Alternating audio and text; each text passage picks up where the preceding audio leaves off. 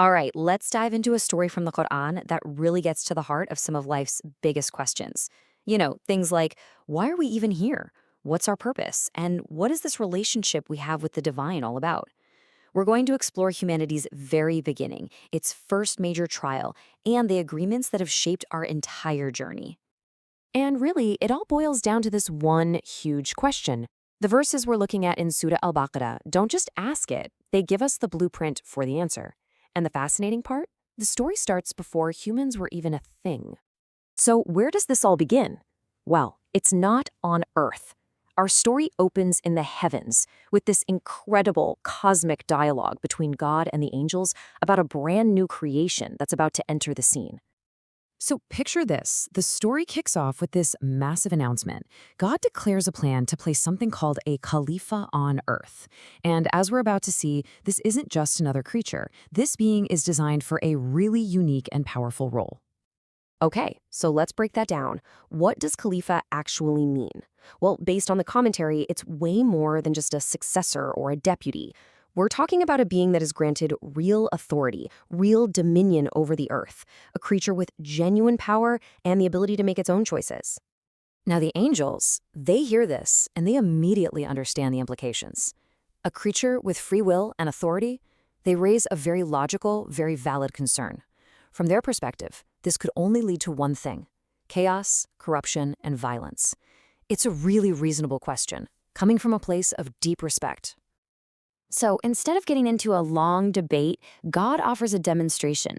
Adam, the very first human, is taught all the names. Now, this isn't just about learning words for things. The commentary suggests it's a deep, innate capacity to know and understand the nature of reality, a potential for knowledge that even the angels just don't have. And this is the moment of truth. Adam is put to the test, and he succeeds where the angels could not. He demonstrates this incredible, unique capacity for knowledge. And that is the justification for creating humanity. It's like a cosmic balancing act. On one side, yeah, there's the risk of corruption, but on the other, there's this profound potential for understanding. And the wisdom here is that the potential is totally worth the risk. Okay, so humanity's grand purpose is established. But now comes the first big test. And this isn't a test of knowledge. This is a test of obedience. And it all goes down in a primordial garden. What's so fascinating here is how we see two fundamental trials play out side by side. On one side, you have the test of pride, of the ego. And on the other, you have the test of human desire. These are the two great challenges. So let's look at that first path of failure, pride. Iblis, one of the jinn, is commanded to show respect to Adam. But his refusal isn't based on some higher principle. No, it's pure arrogance. He sees himself as better, and so he disobeys a direct command from God. That's the ego talking. Then we have the test for Adam and his wife. They're told, don't go near this one specific tree. Now, the commentary here offers this really powerful interpretation. The tree isn't just a tree. It's a symbol for the powerful drive of procreation and all the desires that come with it, which, as we all know, can be one of the greatest trials for human beings. But here's the crucial difference. Unlike Iblis' story, which is a dead end, Adam's story follows a totally different arc. You see the steps here, right? Yes, Satan tempts them. Yes, they make a mistake. But the story doesn't end there. The key part is that God himself teaches Adam how to repent. And when they turn back sincerely, they're forgiven. And this right here, this is the takeaway. It's a huge foundational principle for all of us.